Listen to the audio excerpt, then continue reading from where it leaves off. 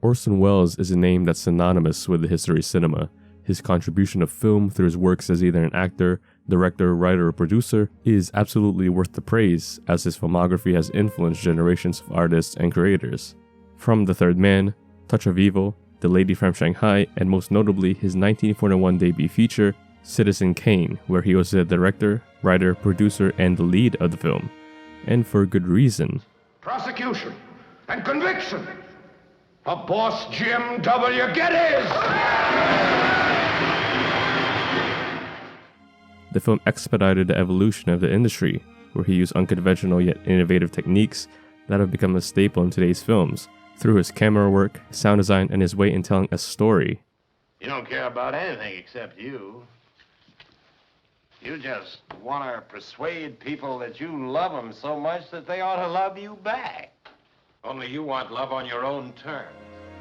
All these innovations, even through its tumultuous run-up to the release, led Citizen Kane to receive critical acclaim, calling it a technical superior film, the most exciting film that has come out of Hollywood in 25 years, and today the greatest film of all time. That's a lot of praise for critics across various trades, cinephiles across generations, and even the general audience then and now.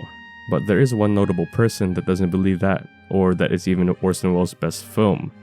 And that is, well, Orson Welles himself. To him, his best film is The Trial. In an interview with the BBC in 1962, when asked about how he felt about the film, he said, "So, say what you like, but The Trial is the best film I have ever made." And I was taken aback by that, since I'd never seen or even heard about the film until reading this excerpt. But having seen the film now, I could see why. Let me explain. The film is based on a 1925 novel by Frank Kafka of the same name. It follows Joseph K., a bureaucrat who is accused of crime, but is never told what it is. You're making a formal charge? Oh, I couldn't do that, mister. Just exactly what is it I'm charged with? You'll have to take that up with the inspector. And so he spends the rest of the film trying to find out what it is and why it's him being accused of it.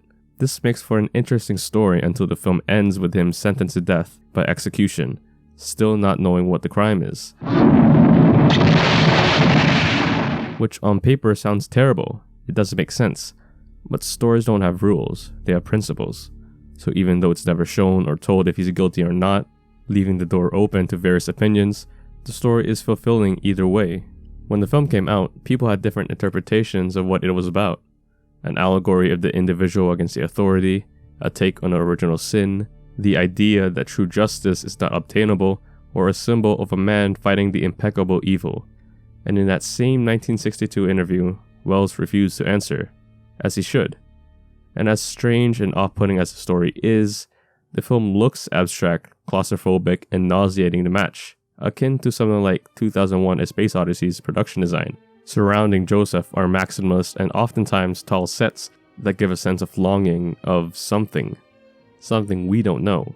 Something Joseph himself doesn't know either. From Joseph's long and minimalist apartment to the harrowing sets of his office, they all evoke a feeling of misery and despair, and most notably, the Gare d'Orsay, an abandoned railway station in Paris. If you look at the many scenes in the movie that were shot there, you will notice that not only is it a very beautiful location, but it is full of sorrow, the kind of sorrow that only accumulates in a railway station, where people wait. And the story is all about people waiting for their papers to be filled. It is full of hopelessness, of the struggle against bureaucracy. Of course, my film has a lot of sorrow in it too, so the location infused a lot of realism into the film.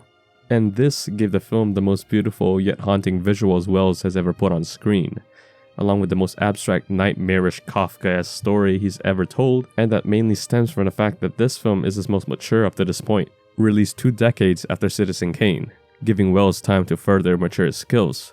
It's really an amazing feat for a film with such an obscure plot to be made for the general audience, especially then. It's a film that was way ahead of its time, that over the years and decades since its release, people started to turn on it, from being a B-tier level film to being a strong entry to Welles' iconic catalog, or to Orson Welles himself, the best film he's ever made. It's a film that has insanely weird replay value, where you have to experience it to understand it, where every time you see it, you get a new perspective on the world of Kafka. The Trial is made for no public, for every public, not for this year, for as long as the film may happen to be shown. This is the gift of gifts. This was A Piece of Media. Thanks for watching.